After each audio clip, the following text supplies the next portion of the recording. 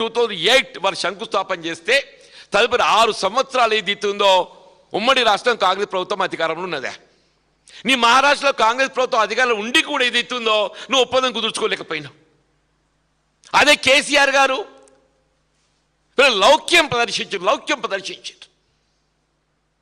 ఇవాళ ఏదైతుందో ఈ భారీ నీటిపారుదల ప్రాజెక్ట్ ఎత్తిపోతలు కాళేశ్వరం ప్రాజెక్ట్ ఏదైతుందో దేశంలోనే ఇవాళ ఇంత బాహుబలి మోటార్లు ఇవాళ మీ గాయత్రి పంప్ మోటార్లు ఏదైతుందో 2019 ఆగస్టులో స్టార్ట్ అయినాయి.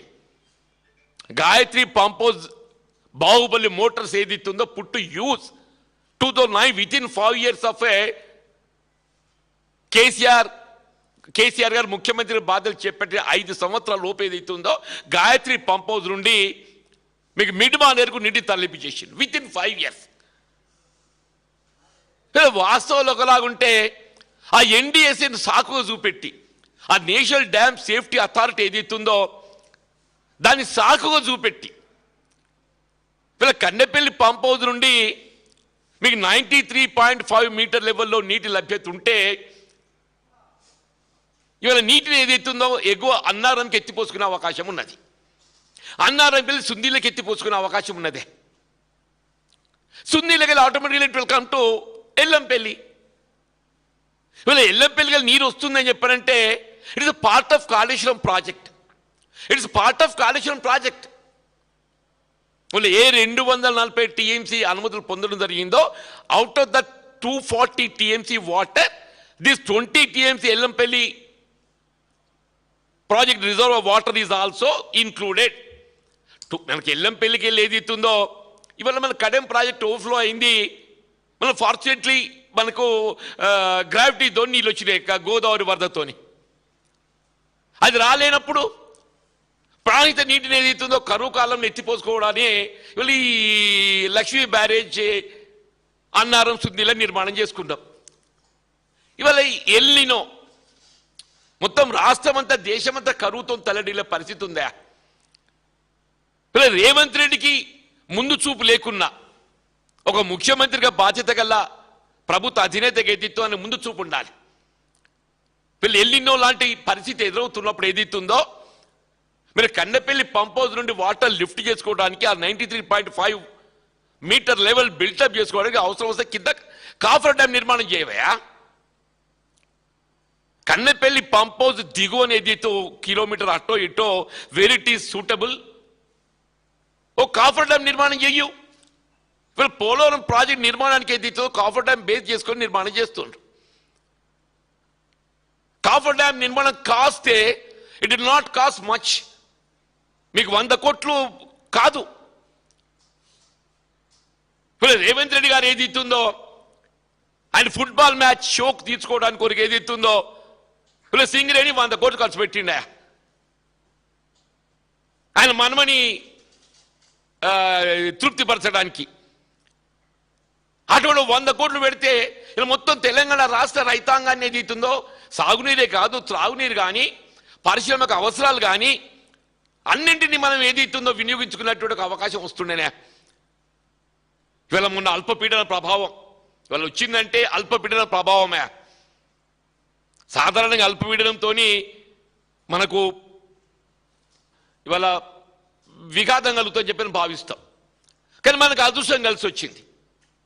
రేవంత్ రెడ్డి లాంటి అనాలోచిత ముఖ్యమంత్రి ఇవాళ ఏదైతుందో రాజ్యం చేస్తుండు కాబట్టి ఇవాళ అల్పపీడనం మనం ఆదుకున్నది. ఇక్కడికి ఆదుకున్నది ఆ అల్పపీడనం ఆదుకున్నది. ఇప్పటికి కూడా మళ్ళీ ఏదైతుందో భవిష్యత్తు ఏ విధంగా ఉంటుందో మనం ఊహించుకోలేకపోతున్నాం. ఇప్పటికైనా భవిష్యత్తు ఏ విధంగా ఉంటుందో మనం ఊహించుకోలేకపోతున్నాం అని చెప్పంటున్నా. నేను ఇప్పటికైనా ఏమంటున్నా, నేను ఆ రేవంత్ రెడ్డికి ఏం ఆలోచనదో లేదు ఆయనకు తెలియదు. ఆయన ఎవరు ఇంజనీర్లనే ఇలా అవమానపరుస్తున్నాడు. ఆయన ఏం చదువుకున్నదో తెలియదు. మరి అంతకంటే ఎక్కువ చదువుకుండా ఆయనకి ఏం ఆలోచన ఉందో కానీ మరి ఉత్తమ్ రెడ్డి అయితే చదువుకున్నాడు అని చెప్పి అనుకుంటాం. ఆ ఉత్తమ్ రెడ్డి నీటిపారుదల శాఖ మంత్రులని చదువుకున్నాడు అని చెప్పి అనుకుంటాం. ఆయనే అసలు ప్రాబ్లం ఇక్కడ నీకు కన్నెపల్లి దగ్గర ఈడ ప్రాబ్లం ఉంటే దాన్ని ఏ విధంగా ఎత్తిపోసుకోవాలని ఆలోచన చేసేవాల్సింది పోయి నువ్వు కన్నెపల్లి విజిట్ చేయాలి పోయి సీరియస్ ఇస్తాను విజిట్ చేస్తాడా? నాకు ఆశ్చర్యం. ఉన్న ఉత్తమ్ రెడ్డి అనే సహచర మంత్రివర్గ సభ్యులందరూ కూడా ఎస్ఆర్ఎస్పి విజిట్ చేస్తారు. ఆడ ఏం చేసినో వాళ్ళకే తెలియాలి. ఎస్ఆర్ఎస్పి పోయి వాళ్ళు అక్కడ ఏం చేసినో వాళ్ళకే తెలియాలని చెప్పంటున్నాను నేను. అదే ఆ కన్నెపల్లి పంప్ సైట్ విజిట్ చేసి ఆడ ఏ లెవెల్కి అయితే మనం నీటిని ఎత్తిపోయొచ్చు, అది ఎట్లా సాధ్యమవుతుంది, వాటర్ ఫ్లో ఏ విధంగా ఉన్నది, ఎంతవరకు దాన్ని మనం మెటీరియలైజ్ చేయవచ్చు, వాటర్ ఫ్లో తగ్గితే ఎట్లా ఎత్తిపోయాలి. ఈ వాటర్ ఫ్లో ఇప్పటికి 1.6 lakh cusec flow is there I believe. అంటే వాటర్ ఫ్లో తగ్గుద్ది. తగ్గినాకనే ఏది ఇస్తుందో మీరు కన్నెపల్లి పంప్ దిగువన ఓ కాఫర్ డ్యామ్ నిర్మాణం చేయబోయా ఓ 50 కోట్లు 100 కోట్లు అవుతుంది. అది ఆలోచన చేయకుండా ఇలా మొత్తం ఏది ఇస్తుందో అంత negative perception total negative perception అని చెప్పంటున్నాను. ఇలా ఇప్పటికైనా ఏది ఇస్తుందో మొత్తం తెలంగాణ ప్రాంతం చెప్పంటున్నాను. More than 50% of Telangana region state is depending on this Kaleshwaram project. దాన్ని ఏ విధంగా వినియోగంలోకి తేవాలో ఆలోచన చేయండి అని చెప్పి డిమాండ్ చేస్తున్నాం. వాళ్ళు ఎల్లంపల్లి ప్రాజెక్ట్ ఏదైతుందో వీళ్ళ కేసీఆర్ గారు ముఖ్యమంత్రిగా వారు ఆనాడు ఏదైతుందో బాధ్యతలు చేపట్టడంతోనే ప్రాణిత నదీ జలాలపై మన హక్కును ఏ విధంగా పొందాలి అనే ఒక దూరదృష్టితోని ఇలా మహారాష్ట్ర ప్రభుత్వం ఏదైతుందో 148 మీటర్ లెవెల్ మించి వాళ్ళు ఏదైతుందో అనుమతులకు ముందుకు రాలేకపోవడంతో వీళ్ళు దిగువకు రావడం జరిగింది. Fortunately we got it successfully. ఎవడన్నా ఏదైతుందో ఇవాళ ఎల్ఎన్టీ కూడా ఏదైతుందో ఆ డిఫెక్ట్ లయబిలిటీ కింద ఏదైతుందో ఇవాళ లక్ష్మీ బ్యారేజ్ మరమ్మతు కూడా చేపట్టడానికి సిద్ధంగా ఉన్నది. వాళ్ళు the put it in writing. మీరు లక్ష్మీ బ్యారేజ్ ఏదైతే ఉందో ఆ 2 పియర్స్ కృంగిపోయినాయో మీరు డిఫెక్ట్ లయబిలిటీ కింద దాన్ని మరమ్మతు చేస్తామని చెప్పాను అన్నది. ఎన్డీఏసీ ఏమన్నది మీరు మరమ్మతులు చేసేంత వరకు ఆ మేడిగడ్డ బ్యారేజ్ను వినియోగంలోకి తీయకండి అని చెప్పన్నది. వీళ్ళ అన్నారం సుందీలు ఏదైతుందో ఇట్స్ ఆల్రెడీ రిపేర్స్ అయినాయి.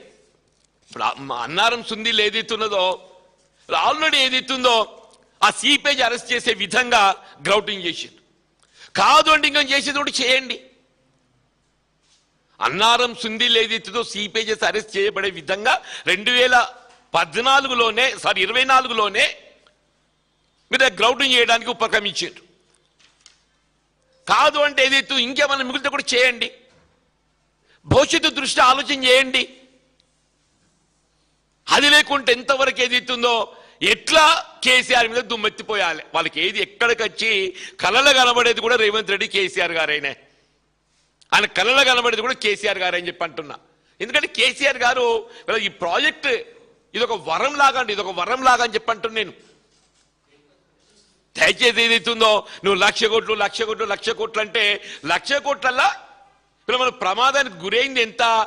Not even 500 crores, which is less than 0.5%. నీకు 99,500 కోట్ల నిర్మాణ పనులు ఏదైతుందో కాళేశ్వరం ప్రాజెక్టులో ఇంటాక్ట్ చెక్కు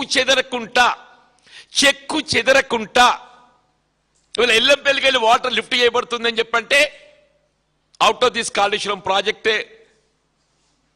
డిజైన్.